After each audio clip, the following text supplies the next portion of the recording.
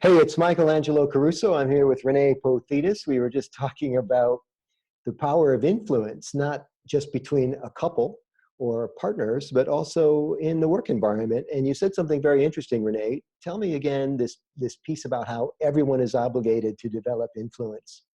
Well, what I was referring to was that every single person in an organization has the ability to be both a leader and an influencer. Whether you're answering the phone, whether you're a salesperson out in the field, whether you're a clerk in a grocery store, you have the ability to make any interaction very powerful for the consumer. And you also have a responsibility to the organization to do that. Sure. And it's especially true, of course, if you've got a high level leadership position.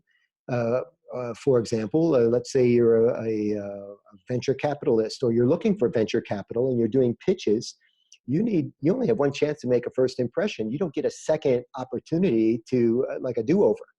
And so this idea of being able to cultivate influence both verbally and non-verbally is fascinating. You and I have talked many times when I come home from work and you say, "How was your day, honey?" And I've been doing sales coaching for people.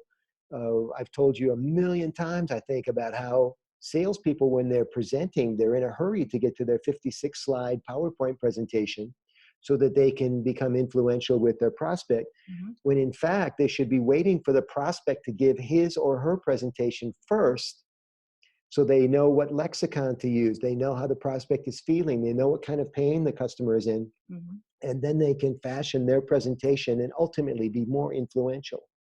I think one of the interesting components of that is that salespeople, service people, leaders, we are all in the business of solving problems. Mm. And a customer wouldn't bring you in if they didn't have a problem that needed solving.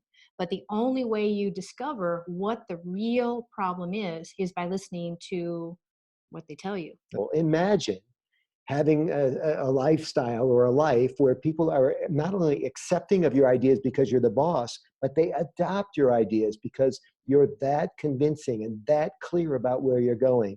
Not only that, they begin to come up with ideas of their own that further the goals of the organization because they've been empowered by you, the leader, because you listen to them, because you help them develop, and you help them realize that they are as important to the organization as you are.